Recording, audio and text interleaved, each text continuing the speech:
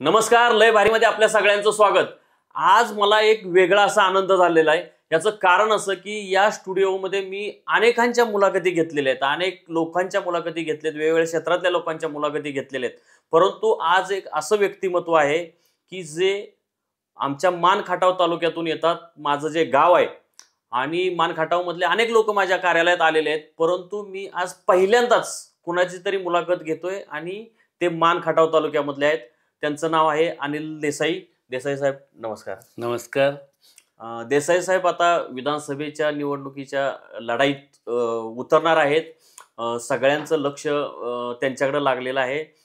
जयकुमार गोरे म्हणजे आपण सगळ्यांनी प्रेक्षकांनी बघितलं असेल की मी गेले काही दिवस आमदार जयकुमार गोरे यांच्याविषयी मोठी मोहीम हाती घेतलेली आहे, कारण ती काळाची गरज आहे। लोकशाहीमध्ये जर कोणी चुकीचं वागत असतील, कायदा म्हणजे जणू काय आपल्या घरचा नोकर आहे अशा पद्धतीचं जर कोणी वागत असेल तर तिथं पत्रकाराचा पहिला धर्म येतो, पत्रकारांनी त्याचा धर्म बजावला पाहिजे। आणि मी म्हणून मुंबईवरून गावी जाऊन जयकुमार गोरेंच्या प्रतापांचं वेगवेगळं वार्तांकन केलेलं आहे आणि त्यांच्या विरोधात अनिल देसाई किंवा प्रभाकर देशमुख या दोघांपैकी एक जण उभे राहतील। कदाचित अभय जगताप, तीन नावं चर्चेत आहेत, परंतु लोकांचा दबाव आहे की तिघांपैकी एक जणांना उभं राहावं। तर त्या अनुषंगाने मी आज अनिल देसाई सरांशी चर्चा करणार आहे।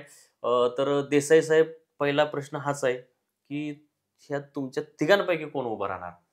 हे पहिल्या सुरुवातीला तुषारजी, मी तुमचं मनापासून कौतुक एवढ्यासाठी करेन की तुम्ही माझ्या मान तालुक्यातल्या आहात आणि मान तालुक्यातला एक माणूस मुंबईसारख्या शहरामध्ये येऊन या जिथं रिझर्व्ह बँकेचं मुख्य ऑफिस आहे त्या फोर्ट भागामध्ये इथं तुम्ही स्वतःचं लय भारी चॅनलचं ऑफिस काढले।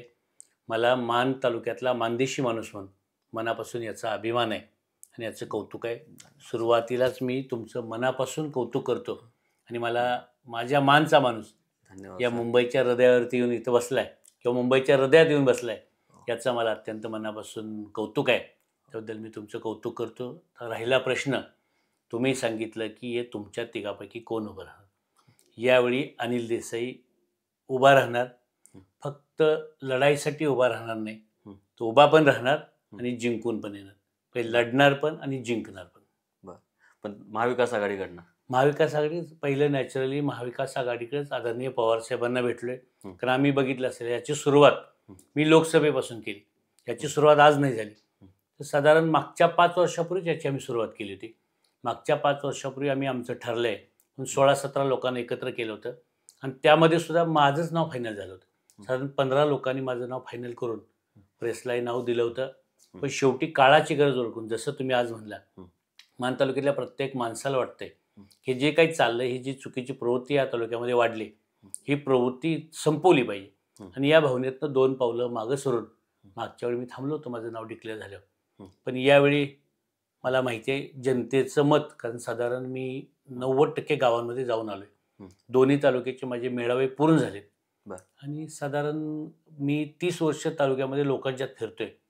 लोकांच्या मनात काय आहे, तरुणांना काय वाटतंय, महिलांना काय वाटतंय, शेतकऱ्यांना काय वाटतंय, याचा सगळा आढावा मी घेतलाय आणि याच्या जोरावरती मी लढणार पण आहे, जिंकणार पण आहे। पण म्हणजे तुम्ही जर उभे राहिला तर दुसरे ते 2-3 उमेदवार नसतील ना, म्हणजे प्रभाकर देशमुख, अभय जगताप किंवा शेखर गोरे? आम्ही सगळे एकत्र बसून एकाच एक उमेदवार द्यायचा, हेच आमचं प्लॅनिंग चालू आहे।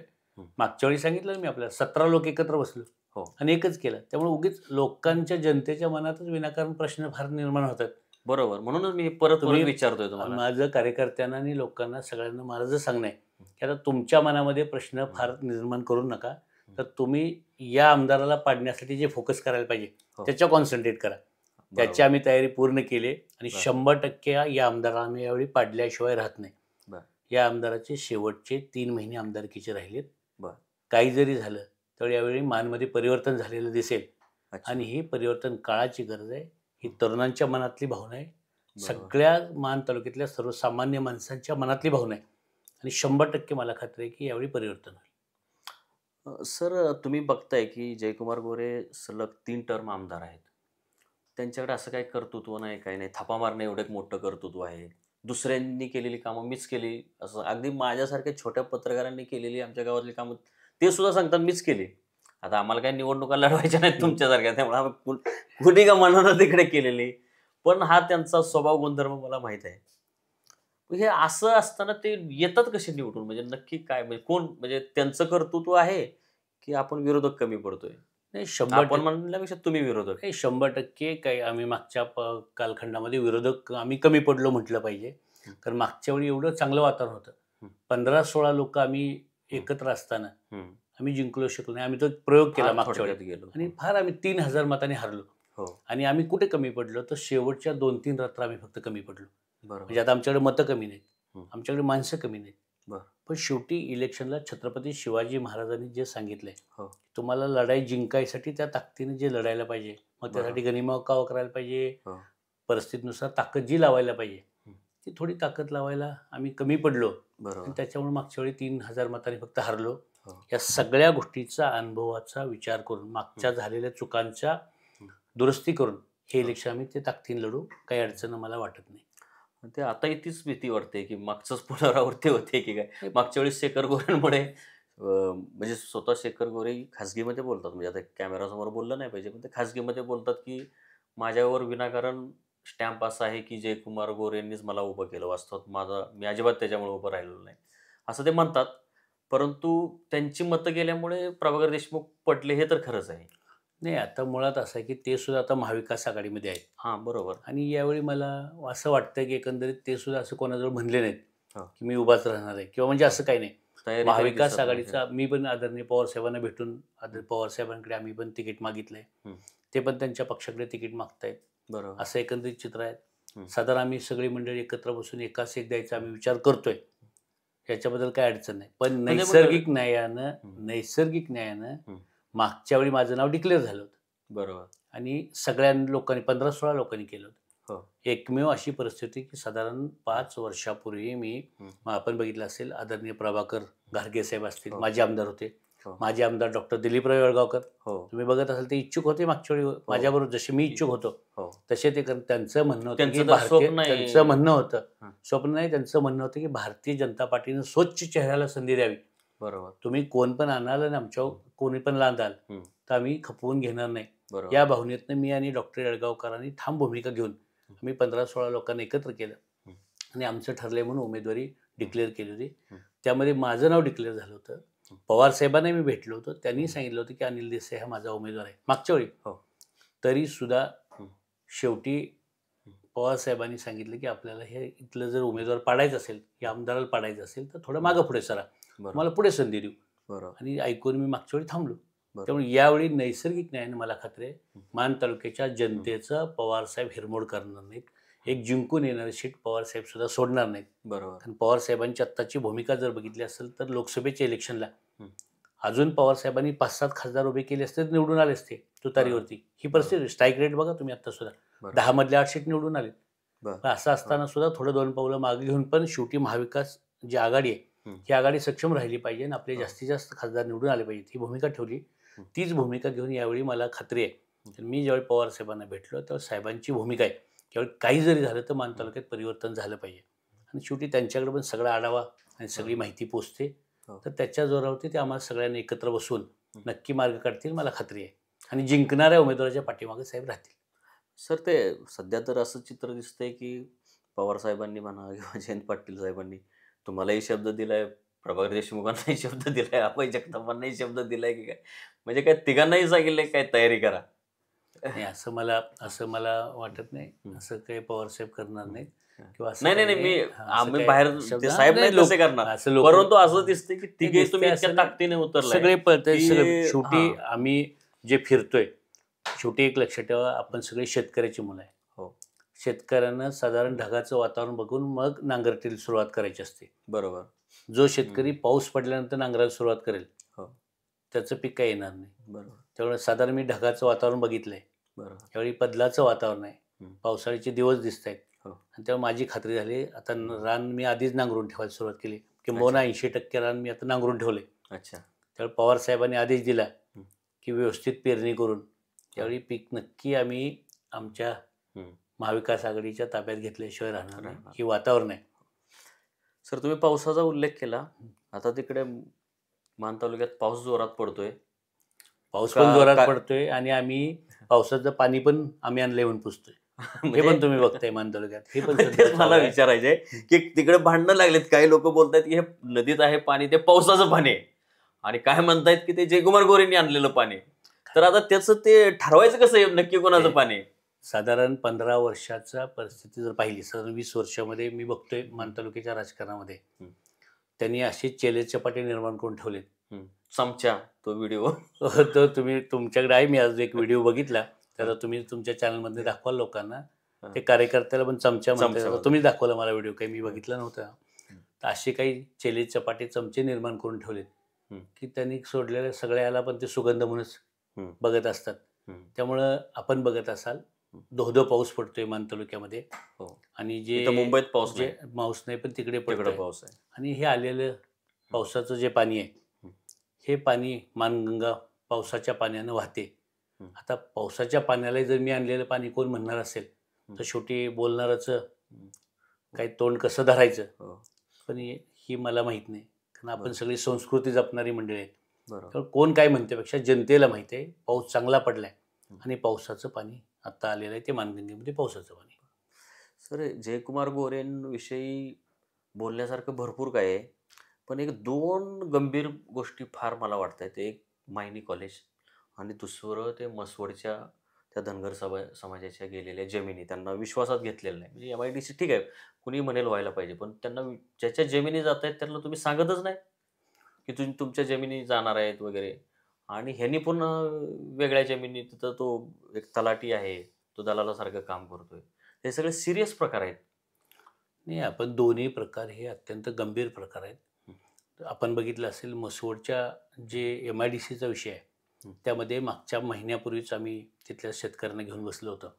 आणि शेतकऱ्यांची मागणी काय आहे, शेवटी एक लक्षात ठेवा, जगामध्ये कुठली औद्योगिक प्रगती झाली पाहिजे तुमची मागणी केली. तुमच्या चॅनलमधले पण तुम्ही फिरत होता. जेव्हा पहिल्यांदा MIDCचा विषय आला तेव्हा लय भारीने पण हा विषय लावून धरला होता. मी बघितलं होतं. लोकांचं म्हणणं काय की आम्हाला बागायतातनं उठवू नका, आम्हाला आमच्या घरादारातनं उठवू नका.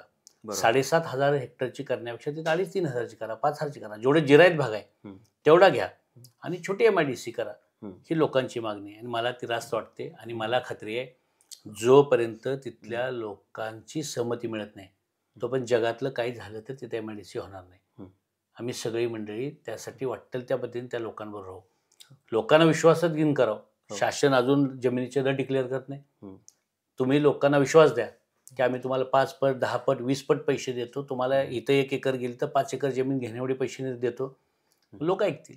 पण लोकांना विश्वासात न घेता जर कोणतरी मी म्हणतोय म्हणूनच MIDC झाली पाहिजे किंवा मी म्हणतोय म्हणून सूर्य उगवतोय ही जर भूमिका घेऊन कोण ठेवत असेल तर ती भूमिका होणार नाही. त्यामुळे त्या लोकांच्यावर आम्ही ठामपणे आहोत. राहिला दुसरा विषय मायनी मेडिकल कॉलेजचा, तो अत्यंत गंभीर विषय आहे. याच्या संदर्भामध्ये दीपक देशमुख नावाच्या त्यांच्याच मायनी मेडिकल कॉलेजच्या का डायरेक्टरने जी तक्रार केली त्याची मी पण मानमध्ये सविस्तर प्रेस घेतली होती. किंबहुना जयंत पाटील साहेबांनी संसदेमध्ये सगळं सांगितलं. किंबहुना आज आपण बघतोय की सगळ्या TV चॅनलला सगळ्या महाराष्ट्रातल्या जे काही बदलापूर आणि इथं प्रकरण झाली, आज महाराष्ट्रातल्या सगळ्या बायका येऊन या सगळ्या नेत्यांच्या बाहेर घराच्या बाहेर आज आंदोलनं करतायत. किंबहुना मायनी गावातल्या आमच्या 8-10 भगिनींना जे कोंडलं होतं ना परवा, त्याचं पाप लागलं की काय, शाप लागला काय कळेना मला. देवेंद्र फडणवीस लागलाय असं सरकारला शाप लागलाय काय असं कळेना. कारण आता सगळ्या महाराष्ट्रातल्या महिला बाहेर आलेत आणि प्रत्येक नेत्याच्या दारात जाऊन बसायला लागलेत. आता सगळ्या तहसील कचेरीवर जाऊन बसायला लागलेत. म्हणजे सरकारी यंत्रणेचा दुरुपयोग करून तुम्ही 10 महिलांना 14 तास डांबून ठेवता. आज त्याच सरकारी यंत्रणेला महिलांनी कोंडून ठेवले.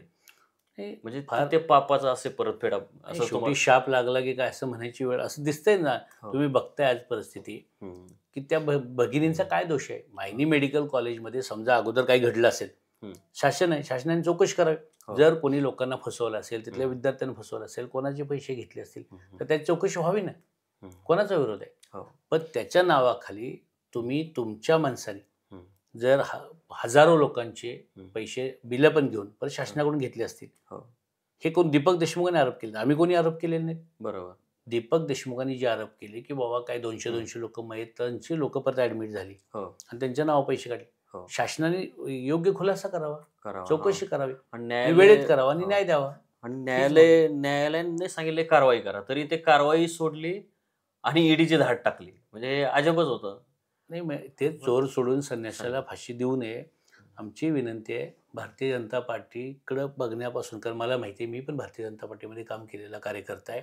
भारतीय जनता पार्टी ही स्वच्छ चेहऱ्याची इमेज असणारी पार्टी असे एक होता.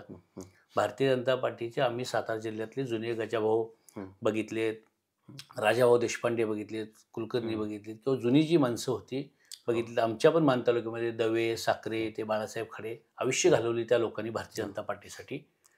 तर जी स्वच्छ चेहऱ्याची पार्टी जी इमेज आहे त्या इमेजला कृपा करून भारतीय जनता पार्टीच्या नेत्यांना पण माझी विनंती आहे की आपण डाग लागून देऊ नये. शेवटी दिवा प्रखर असतो, पण त्या प्रखर दिव्यावरती ज्यावेळी थोडा पाऊस पडायला लागला की किडे येऊन बसतात. बरोबर. आणि किडे येऊन बसतात आणि तिथंच बसून घाण करतात आणि हळूहळू तो दिवा डिम होतो. मान तालुक्यात हे झाले. चांगली भारतीय जनता पार्टी स्वच्छ चेहऱ्याची पार्टी, तिथं हे येऊन किडा बसला आणि तिथं बसून बसून त्यांनी घाण करून. RSSची लोकही नाराज आहेत, RSSची लोक नाही, सगळेच जिल्ह्यातले नाराज आहेत. ते मला सर आश्चर्य वाटतं. मी आता 10-12 दिवस होतो. ते मसवड पोलीस स्टेशन असेल, दहिवडी असेल, वडूज असेल, तिथं काय ते भाजपचे कार्यकर्ते आहेत का ते पोलीस सगळे नेमलेले अधिकारी वगैरे? हे मुळात असं आहे की इतका राजकीय दबाव आहे की राजकीय दबावाच्या पोटी ही मंडळी सत्य मानायला तयार नाहीत. आज जनतेला न्याय मिळेल की नाही याच्यावर लोकांच्या मनामध्ये विश्वास राहिला नाही. आज पोलीस स्टेशनला खरं तर माणसं ज्यावेळी संकट येतं, अडचण येते, त्यावेळी पोलीस स्टेशन हा शेवटचा आधार असतो.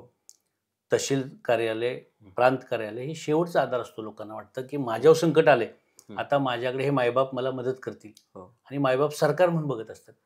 आता लोकांनी इथून पुढे जायचं कोणाकडे हा प्रश्न निर्माण झाला. मान तालुक्यापुरती लोकशाही जिवंत आहे की नाही हे सांगता येणार नाही. मी तुमच्या गावातलाच अनुभव सांगतो माझा. मी तुमच्या गावात आलो होतो. तुमच्या गावातली लोक माझ्या अंगावर आली. त्यानंतर तो एक चव्हाण नावाचा उडाण टप्पू मला परत मेसेज टाकतो ह्याच्यामध्ये की तू परत येऊन दाखव. तर मग म्हणजे काय साहेब तिथं परत म्हणजे काय तुमच्याकडे मर्डर करायची काय पद्धत आहे का? मुळात तुषारजी, ते वरकुटे गाव हे फार सुसंस्कृत गाव आहे. त्या गावाचा इतिहास फार मोठा इतिहास आहे. 10 वर्ष तिथं आमदार होते विष्णुबुन सोनवणे. 11 वर्ष माझे मामा खशरराव जगताप सभापती होते. मी 22 वर्ष जिल्हा मध्यवर्ती बँकेचा संचालक आहे तिथला, त्या वरकुटे मलवडीचा. 15 वर्ष माझ्या घरात, माझ्या वहिनी 5 वर्ष जिल्हा परिषद सदस्य, मी 5 वर्ष जिल्हा परिषद सदस्य, मी 5 वर्ष पंचायत समिती सदस्य. साधारण त्या गावाची 2 उपसभापती त्या गावानं दिलेत. फार मोठी परंपरा असणारं गाव आहे. तुम्ही कृपा करून 2-4 चेल्या चपाट्यांसाठी आमच्या गावाला बदनाम करून, माझी विनंती आहे. काय सांगतो, परत तुम्ही 3 तास गावात गेला, तुम्ही सगळ्या बाजारकरांच्या मुलाखती घेतल्या. गाव माझ्या पाठीशी होतं ना. फक्त लोक नासके होते. ते तर वाळू माफिया होता. त्या वाळू माफियाला काय बुद्धीच नसते. त्यामुळे 1-2 लोकांसाठी. दुसरा सर ते मला समजलेलं सांगतो. तुम्ही विष्णुपंत सोनवणेंचं नाव घेतलं. ते चव्हाण नावाचे ते ग्रस्त होते. ते मी त्यांना बोलायला संधी दिली. त्यांना काय बोलता येणार ना, फक्त एवढंच बोलले होते, शरद पवारांनी आतापर्यंत काय केलं ते सांगा. तर आता मला काय माहित नव्हतं तो कोण आहे ते, पण मला काही म्हणजे संध्याकाळीच एक जणांनी फोन करून सांगितलं, तो जो चव्हाण आहे त्या चव्हाण व्यक्तीला विष्णुपंत सोनवणेंनी शरद पवारांकडे शिफारस केली होती आणि ते रयत शिक्षण संस्थेमध्ये त्याला शिपाई म्हणून नोकरी दिली होती. म्हणजे ज्या शरद पवारांनी ज्याला नोकरी दिली तो विचारतोय शरद पवारांनी काय केलं. नाही, बोलण्याच्या भरात ते बोलले असतील. पण वरकुटे मलवडी गावापुरतं जर सांगायचं झालं तर वरकुटे मलवडीचा महाबळेश्वरवाडीचा तलाव बघितला असेल आपण, तर तो चव्हाण साहेबांनी, पवार साहेबांनी बांधला.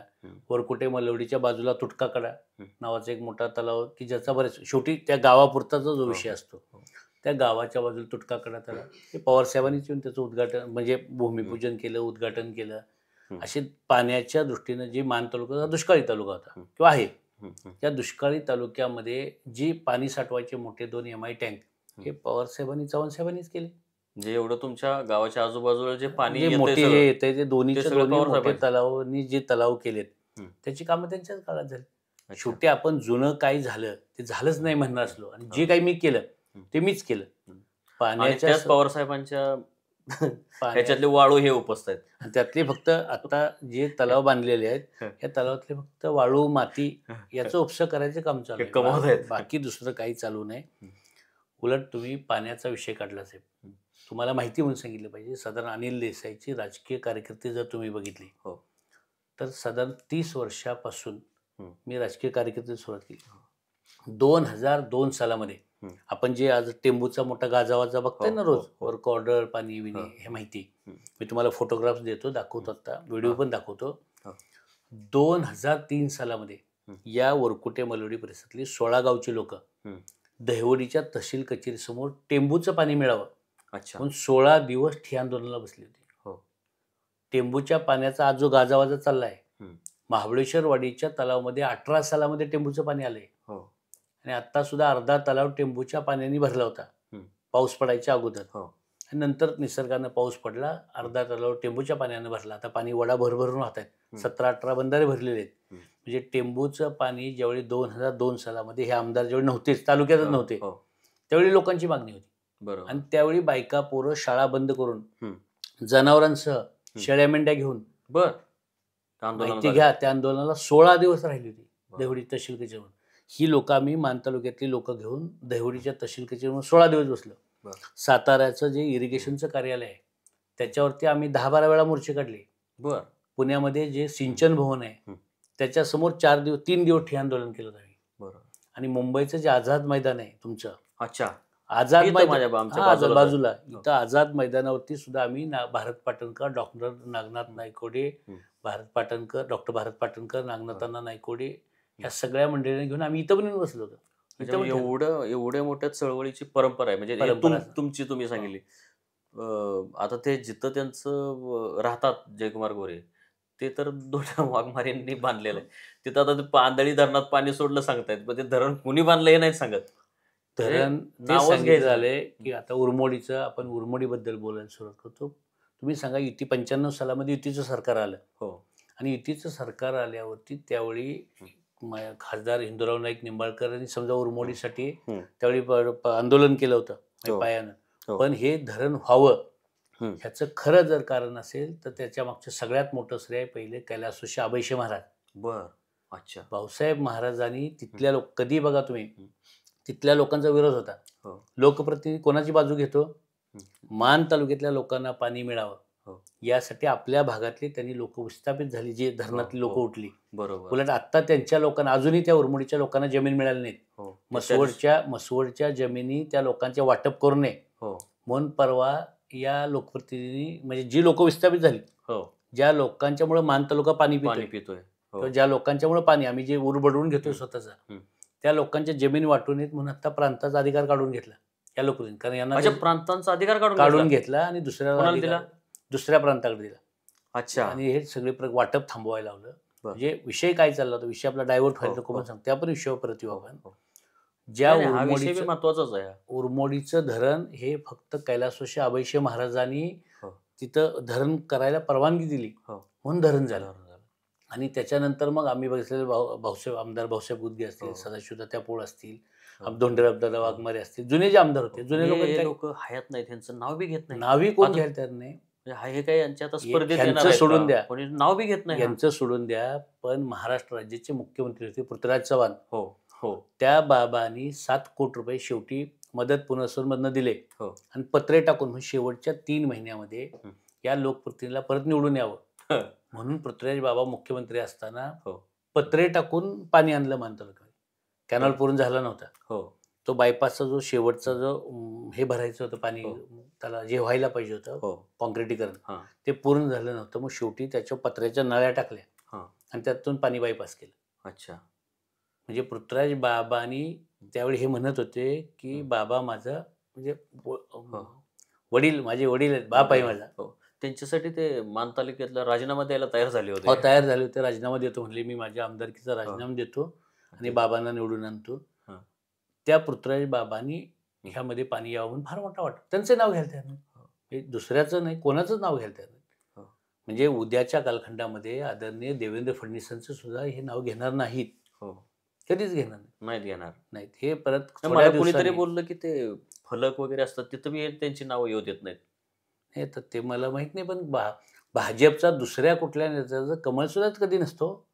मान तालुक्याच्या कुठल्या वेगवेगळ्या कार्यक्रमात ह्यांचंच असते, ह्यांचे घरातले फोटो. पक्ष नाही, पक्षाचा पदाधिकारी नाही, काही नाही. सर फोटोचा विषय निघाला म्हणून ते लाडकी बहीण योजनेचा मुख्यमंत्री उपमुख्यमंत्र्यांच्या उपस्थितीत कार्यक्रम झाला सातारमध्ये. तिथं सत्ताधारी जवळजवळ सगळ्या पक्षांच्या आमदारांचे फोटो होते. नेमका ह्यांचाच फोटो नव्हता. काय कारण असेल? नाही, मुद्दा असा आहे, सातारकरांना आणि सातारच्या नेतेमंडळींना सगळ्या गोष्टी यांच्या चांगल्या कळाल्यामुळं लोकसभेच्या कालखंडामध्ये काय झालं, मी एकदा सातारमध्ये दहिवडीला मी प्रेस घेतली होती आणि त्यावेळी आपण सांगितलं की श्रीमंत छत्रपती उदयनराजे त्यावेळी लोकसभेला इच्छुक होते. त्यावेळी या लोकांनी त्यांना विरोध केला. यांचं तिकीट, उदयन महाराजांचं तिकीट हे दुसऱ्या तिसऱ्या फेरीपर्यंत त्यांना जाऊन बसावं लागलं होतं दिल्लीला, कारण यांनी या मंडळीने चुकीचं वरती जाऊन फिडिंग केलं की नाही, निश्चित अडचणीत आहे, धोक्यात आहे, महाराज साहेबांच्या विषयाने अपप्रचार केला. आणि हे सगळं महाराजांच्या आणि सगळ्या सातारा जिल्ह्यातल्या सगळ्या लोकांच्या लक्षात आलंय. भारतीय जनता पार्टीच्या नेतृत्वाच्या पण लक्षात आलंय आणि आला असेल. शेवटी भारतीय जनता पार्टीला सुद्धा जर एखादा माणूस एखादा खासदारकीची शीट घालवतो हे जर कळत नसेल. ते गेल्या वेळी म्हणजे माझ्या स्वतंत्र व्हिडिओज तयार करणार आहे मी, की गेल्या वेळी त्यांनी मोहिते पाटलांचं खासदारकीचं तिकीट नाकारलं आणि तिथून सरकार विरोधात स्फोट झाला लोकसभेत महाराष्ट्रात. आता ह्यावेळी त्यांनी ते ईडीची धाड टाकून सरकार विरोधी स्फोट केलाय. म्हणजे गेल्या वेळी लोकसभेला महायुतीचं सरकार म्हणजे महायुतीचं अपयश येण्यामागं कारण जयकुमार गोरेंनी सुरुंग लावला होता. आताही त्यांनी विधानसभेला सुरुंग लावलाय आणि हे देवेंद्र फडणवीसांना का कळत नाही, त्याच्यावर त्यांचं काय इतकं प्रेम आहे. म्हणजे खरं तर ते आपले अनिल सुभेदार बोलले तसे, त्यांना काय हिप्नॉटिझम केले की काय, मला एक कळत नाही की इतका हुशार माणूस देवेंद्र फडणवीस की कसं काय ते त्याला एवढं असल्या येड्या माणसाला बावळटाला, म्हणजे आपल्या गावात त्याच्या कार्यकर्त्यालाही वाटतं आईला आपण इतकं म्हणजे घाण वागतो तरी देवेंद्र फडणवीस आपल्यावर प्रसन्न आहेत. आता त्याच्या मागचं कारण मला माहित नाही, पण माझी विनंती आहे भारतीय जनता पार्टीला, यावेळी काही जरी झालं तरी हे मान खटाव विधानसभा मतदारसंघात परिवर्तन होणार. मग भारतीय जनता पार्टीने सुद्धा हक्काची शीट घालवायची का नाही हे भारतीय जनता पार्टीने ठरवावं. बरोबर. पण भारतीय जनता पार्टीला 100% सांगतो, या जर आमदाराला परत तिकीट दिलं तर 100% मान खटाव विधानसभा मतदारसंघात परिवर्तन होणार आहे. कारण यांचे एवढे सगळे कारनामे ह्यात चांगलं काहीच नाही ना.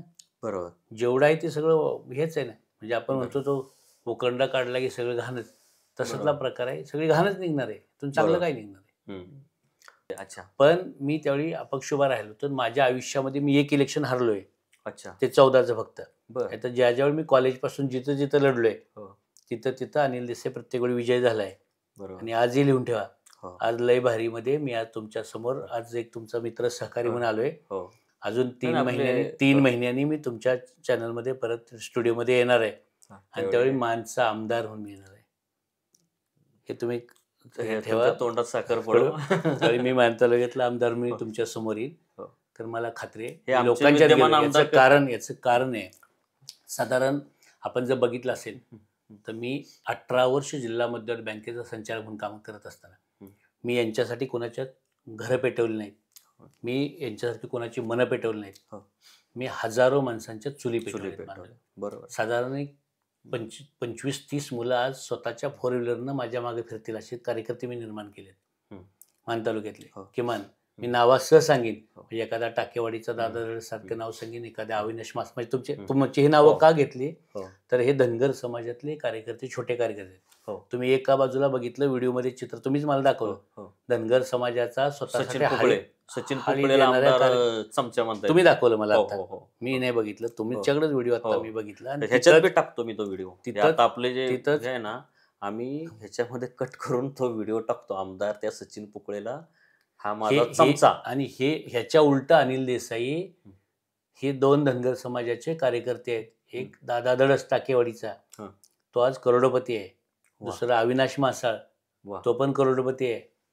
हे धनगर समाजाचे 2 कार्यकर्ते अनिल देसाई भाऊ म्हणून त्यांच्याशी वागतो. बरोबर. मराठा समाजातल्या हजारो मुलांना मान तालुक्यातल्या हो. मराठा समाजातल्या हजारो मुलांना अनिल देसाईंनी गावात गेल्यावर तू एखादी पानपट्टी काढ, पंक्चरचं दुकान काढ, तुला लागले तर मी जिल्हा बँकेतनं 4 पैसे कर्जरुपये उभा करून देतो, अण्णासाहेब पाटीलमधनं तुला बिनव्याजी पैसे मिळवून देतो, तुला PMEGP CMEGP मध्ये बसवून सबसिडी मिळवून देतो. हा सांगणारा अनिल देसाई कार्यकर्ता आहे, चुली पेटवणारा अनिल देसाई कार्यकर्ता आहे. बरोबर. आणि याच्या जोरावरती जनतेत माझं साधारण 30 वर्षाचा जर प्रवास बघितला तर गरीबातला गरीब माणूस मला सकाळी 7 वाजल्यापासून रात्री 12 वाजेपर्यंत फोन करतो. बरोबर. मी स्वतः फोन घेतो, माझा कुठला चमचा घेत नाही, PA घेत नाही, कोणी माझा फोन घेत नाही. आणि तुम्ही घरीच असता आणि माझी घरी असतं. माझी परिस्थिती साहेब अशी आहे, दुसऱ्या कुणाला माझा फोन घ्यायची मी देत नाही. माझा मी फोन घेतो आणि मी त्या माणसाशी एवढ्या नम्र, म्हणजे माझा दावा आहे की मान खटाव तालुक्यातला कुठलाही माणूस माझ्याकडे कामासाठी आला असेल आणि त्याचं मी काम केलं नाही, होण्यासारखं मदत केली नाही, असं एक जरी माणूस भेटला ना, मी राजकारण करणार नाही. बरोबर. याच्या जोरावरती मी इलेक्शनला सामोरं जातोय. माझं असेट पैसा, माझं हे असेट नाही, माणुसकी आणि हजारो लोकांच्या खाली जमिनीवरनं मी चालणारा कार्यकर्ता आहे. बरोबर. मी 30 वर्षामध्ये फार सत्ता बघितली, पैसा पण चांगला बघितला, काय काळजी करू नका, पैसे पण बघितले असतील, पण मी कधी मला कधी त्याची सत्तेची मस्ती आली नाही आणि पैशाची मस्ती आली नाही. पत्रकारांतर सोडाच, पण मी गरीबातल्या गरीब माणसाला सुद्धा आरकार केला. तुमची आणि माझी पहिली भेट आजही आठवते. पांडवाडी स्टँडवर तुमची मोठी आलिशान गाडीतनं तुम्ही उतरला होता आणि माझ्याकडे तुम्ही आला होता. जनरली लोक आपण दुसऱ्याकडे जातो, तर मला आश्चर्य वाटलं होतं की एवढा मोठा माणूस एवढा डाऊन टू अर्थ कसं काय असू शकतो. तुम्ही कधी बघा, मान तालुक्यातल्या कुठल्याही गावातनं मी जात असेल आणि माझ्या गाडीला हात केला तर अनिल देसाई लगेच गाडीत थांबतो, गाडीतनं खाली उतरतो, त्या माणसाला काय नाना, काय काका, काय मामा म्हणून हाक मारतो. आणि हे चित्र आहे, कोणाला विचारा. असं काम करत असलेलं मी कार्यकर्ता आहे. आणि त्यामुळे झालेल्या काही ज्या चुका आहेत, त्रुटी आहेत, या सगळ्याचा साधारण गेले 2 वर्ष मी अभ्यास करतोय.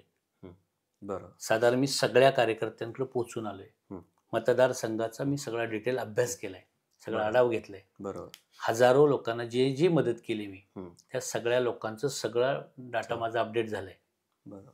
आणि ते सगळे मला मदत करायला तयार आहेत. उलट तुषारजी, तुम्ही असाल जे मान खटावमध्ये तुमच्या मदत, शेवटी तुम्ही माझे मतदार आहात. आम्ही तुम्हाला माझी भूमिका जाहीर करतो की जयकुमार गोरेला जो पाडणार आहे त्याला त्याच्या पाठीशी लय भारी ठामपणे उभं असेल. म्हणजे ज्याला महाविकास आघाडी तिकीट देईल ते कोणाला देणार, तुम्हाला देऊ द्या, प्रभाकर देशमुखांना देऊ द्या, नाहीतर अभय जगतापांना देऊ द्या, त्यांच्या पाठीशी, त्या कॅन्डिडेटच्या पाठीशी. महाविकास आघाडीचं काय आम्ही प्रवक्ते नाही, पण मान खटावपुरती मी ती भूमिका घेतली, महाविकास आघाडीच्या पाठीशी उभं राहायचं. आणि याचं कारण असं आहे की जर हा राक्षस जर घालवायचा असेल तर कुणाला तरी ताकद देणं गरजेचं आहे. आणि सुदैवाने मी तिथं गेल्यानंतर मला फार मोठं आश्चर्य वाटलं की लोकांच्या मनात एवढी खदखद आहे. लोक, तुम्हाला सांगतो, मी फिरत असताना लोक यायचे माझ्याकडे, तर आणि अहो तुम्ही यूट्यूबवाले तुम्हीच का? तर मी माझा साहेब एक नम्रपणे मी त्यांना प्रश्न एवढाच विचारायचो की जी मी भूमिका मांडतोय जयकुमार गोरेंच्या विरोधातली, ती योग्य आहे की चुकीची आहे? तर ते लोक बोलायचे नाही 100% योग्य आहे. म्हणजे एक तर त्या मायनीच्या बाजारात एक कपल आलं होतं, तरुण, नुकतंच लग्न झालं असेल 1-2 वर्षापूर्वीचं, ते पळतच आले, बोलले आम्ही तुमचे फॅन आहोत. तर ही सामान्य लोकांची भावना आहे. फक्त ते कार्यकर्ते जे आहेत ना, त्यांचे चमचे, जे मगाशी आपण बोललोय, 8-10 चमचे सोडले तर मी मांडलेली भूमिका कोणालाही खटकलेली नाही. लोकांना आवडलेली आहे. म्हणून आपण लोकांच्या, म्हणजे आमची लय भारी मान खटावच्या मातीशी आम्ही इमान राखणार. जयकुमार गोरे पडला तर खूपच चांगला आहे, नाही पडला तर उलट आम्हाला आणखी 5 वर्ष त्यांना ठोकण्याची संधी मिळेल. मला आमचा चॅनल आणखी मोठा होईल. आम्हाला मान खटावच्या जनतेने ठरवलंय, त्यामुळं तुम्हाला त्यांना ठोकायची संधी 3 महिन्याच्या पुढे देणार नाही. ठोकांना म्हणजे काय ठोकायचं नाही. त्यामुळं एक लक्षात ठेवा, तुम्ही पण काही कुणाच्या व्यक्तीच्या विरोधात नाही, प्रवृत्तीच्या विरोधात. आपण सगळे कोणा व्यक्तीच्या विरोधात नाही, आपण त्या प्रवृत्तीच्या विरोधात आहे. आपली संस्कृती काय आहे, आपल्या मान खटाव जो देशात सर्वात पहिलं स्वातंत्र्य आपल्याला मिळालं, लोकशाही आली 1939ला, महात्मा गांधींनी राज्यघटना लिहिली औंध संस्थानाची, आणि तिथं हे असली घाण करून ठेवली आमदार. त्यामुळे आपण संस्कृतीने वागणारी मंडळी आहेत. तुम्ही बघताय आमची भावना ते आमचा सुद्धा प्रवृत्तीला विरोध आहे. तुम्ही कुठलीही गोष्ट जर चुकीच्या पद्धतीने मांडत असाल तर त्या प्रवृत्तीला आपला विरोध आहे आणि प्रवृत्ती संपवावी यासाठी हा लढा आपण हातामध्ये घेतलेला आहे. या लढ्यामध्ये तुम्ही सुद्धा आम्हाला पाठबळ द्यायची 100% लय भारीच्या उघड भूमिका आहे माझी. लय भारीच्या चॅनलच्या माध्यमातून महाविकास आघाडीच्या नेत्यांनाही मला विनंती करायची आहे. शेवटी पाडायचंय नुसतं म्हणून जमणार नाही. नेते मंडळी सगळ्यांची भूमिका की आपल्याला आमदाराला पाडायचं आहे, परिवर्तन करायचं आहे. तर जिंकणाऱ्या आणि लढणाऱ्या माणसाच्या मागं ताकद उभा करावी. शेवटी जो लढतो, जो ताकदीने लढतो, शेवटी युद्ध कोण जिंकतं तुम्हाला माहिती आहे. डोंगरावर जो चढतो ज्याला खरोखर तिथपर्यंत पोचायची इच्छा असते. त्या भावनेतनं अनिल देसाईंनी आता लढायला सुरुवात केली. सगळ्यांनी मला ताकद द्यावी. यावेळी मी ताकदीने लढेन आणि 100% जिंकेन. एक शेवटचा प्रश्न जो काय आम्ही कोणाची मुलाखत घेतो ना तर एक 20-25 जणांना आम्ही विचारत असतो किंवा हे स्टाईल आहे पत्रकारित, तुम्ही वृत्तपत्राचे मानकरी किंवा यांना काय प्रश्न विचारले पाहिजेत. तर एक बऱ्याच जणांनी मला सांगितलं, थोडासा अवघड प्रश्न आहे तो, की तुमचं काम चांगलं आहे, सगळं चांगलं आहे, पण तुम्ही जर जयकुमार गोरेशी 1-2-3 वेळा तुमची हातमिळवणी झाली होती तर ते लोकांना थोडंसं तुमचा गैरसमज आहे. हातमिळवणी वगैरे काही नाही. मी काँग्रेसमध्येच होतो पहिल्या ज्यावेळी मी काँग्रेस पार्टीमध्ये होतो. जयकुमार गोरे काँग्रेसमध्ये नव्हते. मलवडीचे आता काहीतरी काँग्रेस पार्टीमध्ये होतो आम्ही एकत्र. तर ते काँग्रेसमध्ये नव्हते, नंतर आले काँग्रेसमध्ये. ते त्याच्या अगोदर मी काँग्रेस पार्टीमध्ये होतो. एकत्र पार्टीत असताना शेवटी राजकारणामध्ये एक लक्षात ठेवा, ज्यावेळी खालचे इलेक्शन असतात ते ग्राउंड लेवलचे जे इलेक्शन असतात ते वेगळे असतात आणि वरचे इलेक्शन वेगळे असतात. बरोबर. त्यामुळं ज्या ज्या पार्टीमध्ये होतो त्या पार्टीमध्ये एकत्र असताना काम केलं असेल. शेवटी आज असं आहे की मस्त त्यांच्या विरोधातल्या पार्टीत आहेत आणि ताकदीने लढलाच नाही, कसं ते पडणार आहे. बरोबर. ते पाडायचे म्हणून तोंडाने म्हणून पडणार नाही. बरोबर. तर खरोखर इलेक्शन ताकदीने लढले तर ते पडणार आहे. आणि आम्ही फक्त शेवटचे इलेक्शन 15 वर्षाचा अनुभव सांगितलं ना, फक्त शेवटच्या 4 दिवसाच्या 5 दिवसाच्या मॅनेजमेंटवर हरतोय.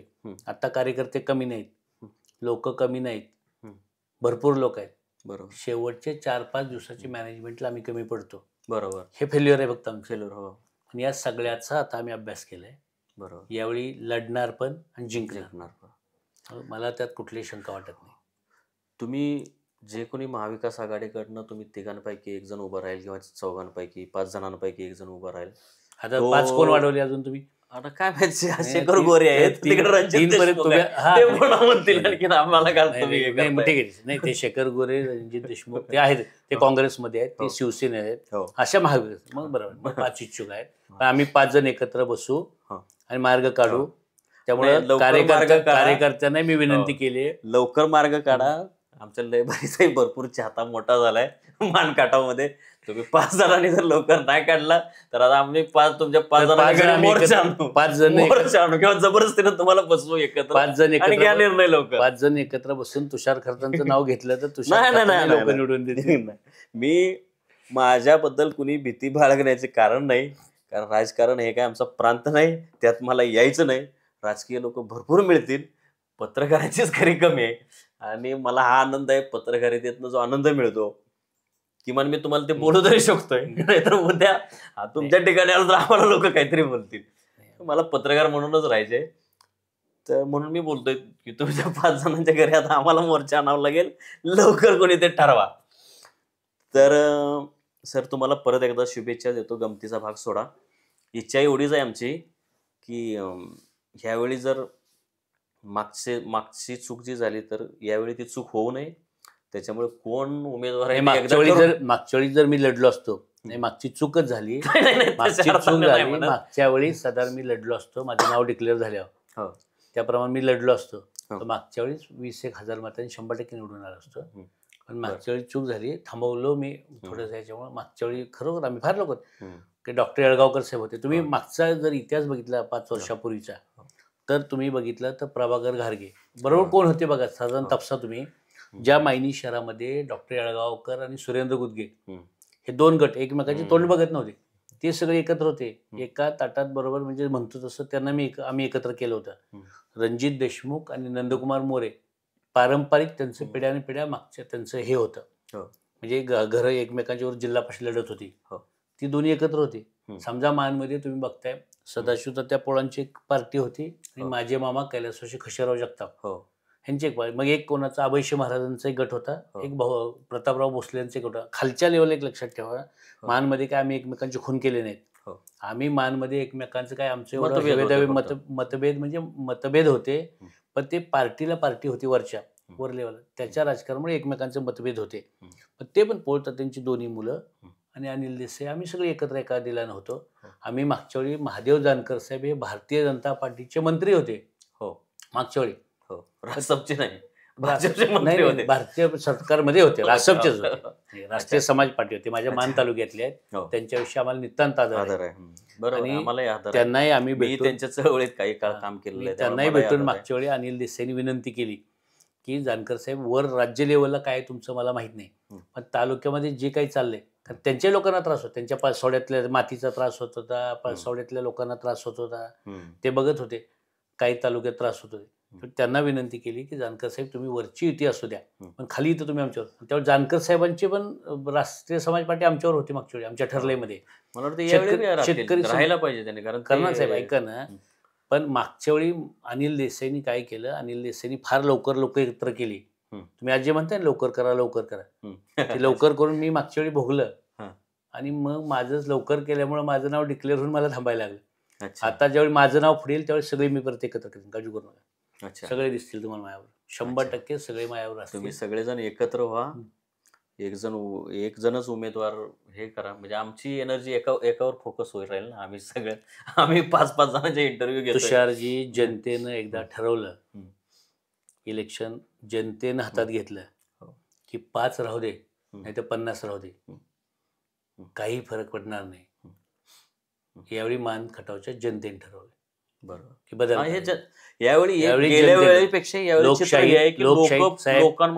लोकशाहीमध्ये डोक्यात काय याला किंमत नसते असण्यापेक्षा डोकी कुणाकडे जास्त आहे याला किंमत आहे. बरोबर. आणि मला खात्री आहे यावेळी मान मतदारसंघामधली ज्यावेळी डोकी मोजली जातील ते 51 डोकी हे अनिल देसाईंवर राहतील. तेवढी यंत्रणा सगळी उभं करायची, इलेक्शन प्रक्रिया मॅनेजमेंट राबवायची त्या ताकदीने आणि जिंकायच्या तयारी मी उतरलोय आणि लढणार पण आहे, जिंकणार पण आहे. अच्छा. माझे शेवटचं तुम्हाला मी पुन्हा तेच सांगते की यावेळी लढणार पण आहे, जिंकणार पण आहे. सर तुम्हाला शुभेच्छा. तुम्ही मगाशी म्हणाला तसं पुढच्या वेळी ज्यावेळी याल त्यावेळी तुम्ही इथं आमदार म्हणून याल. तुम्ही जरी नाही आला तरी किमान त्या चौघांपैकी कोणीतरी इथं आमदार याल. शक्यतो तुम्हीच याल, कारण तुम्ही पानमधले पहिलीच व्यक्ती तुम्ही माझ्या ऑफिसमध्ये आलाय. तुम्ही याल, तुम्ही नाही आलो तर त्या 4 जणांपैकी कोणीतरी याल. पण मी आमदार झाला तर परत तो कधी म्हणजे हे माझं ऑफिस इथं जवळजवळ 10-12 वर्षापासून आहे. त्यात सकाळचं हे ऑफिस पूर्वी सकाळचं होतं. 4 वर्ष मीच इथं प्रमुख होतो. आता 3 वर्ष माझं आहे. एवढ्या वर्षात त्या माणसाला कधी इथं आपल्या एखाद्या मान खटावमधल्या कुठल्या तरी तरुणाचं इथं ऑफिस आहे आपण जाऊन बघावं असं त्या आमदाराला कधी वाटलं नाही. पण तिथं काय कंत्राट बदल्या फिरल्या त्यासाठी ते पडीक मंत्रालयात असतात, पण तिथून तिथं 10 मिनिटाच्या अंतरावर कधी येणं होत नाही. तर ते पुढं परत निवडून आले तर ते येणारच नाही तिकडे. त्याच्यामुळे पण मुळात तुषारजी आपण शेवटी लक्षात ठेवा, अशुभ गोष्टीची आपण का चर्चा करावी? आपल्या तोंडात तरी काय यावं मला तेच कळत नाही. मी एवढा तुमच्या समोर 1 तास बसलोय, मी 1 तासामध्ये तुम्हाला सांगतोय की हे जे घडणार नाही तर पुन्हा तुम्ही का एक कार्यकर्त्यांना पण मी सांगतो, ज्यावेळी तालुक्यामध्ये 3-4 कार्यकर्ते भेटतात आणि तो ज्यावेळी असं काहीतरी सांगायला लागतो तर मी कार्यकर्त्याला समजावून सांगतो की जर तुला कुठं थोडंसं भोग दिसलं तर ते शिवता कसं येईल बघ, सारखं त्यात बोटं घालून ते कसं फाडायचं बघू नकोस. आम्ही नेते म्हणजे आम्ही शिवतोय, तुम्ही कार्यकर्ते बोटं घालून फाडू नका. तुम्ही शांत बसा, आम्ही योग्य वेळी शिवतो आणि आम्ही योग्य वेळी त्याला पाडतोय. त्यामुळे तुम्हालाही माझी विनंती आहे की तुम्ही सारखं कशाला नाव घेताय? तुम्हाला ज्या नाही नाव घेतलंय म्हणून तर TRP वाढलाय आमचा, आणि TRP वाढलाय म्हणून मी तिकडे माझं लक्ष जास्त आहे मानकाटावर. तुम्ही आणि शेवटी मातीशी जास्त हे आहे, ओढ आहे. मातीशी तुमची नाळ आहे, पहिली ओढ मातीशी आहे. तुमची नाळ मातीशी आहे, त्यांची माती विकण्याची नाळ आहे. माती विकण्याची ही फरक आहे. माणसाला माती विकणाऱ्यापेक्षा मातीला पाणी देणारा, मातीशी इमानदारीनं वागणारा आता आमदार पाहिजे. बरोबर आणि हे मानच्या जनतेनं आता ठरवलंय. बरोबर. त्यामुळे तुम्हाला दिसेल हं. काही जरी झालं तरी या विधानसभेमध्ये परिवर्तन होणार आहे. हं. आणि तुमचा एक भावंड अनिल देसाई पुन्हा तुम्हाला आज बोलल्याप्रमाणे हो. 100% 3 महिन्यांनी तुमच्या इथं ऑफिसमध्ये तुमच्या सगळ्या सहकाऱ्यांना पेढे द्यायला घेऊन येणार आहे. शुभेच्छा परत एकदा सर, आणि Thank you. आपली इंटरव्ह्यू संपवूया. धन्यवाद. अशाच आणखी महत्त्वाच्या घडामोडींसाठी लयभारीच्या यूट्यूब आणि फेसबुक पेजला लाईक, शेअर आणि सबस्क्राईब करा.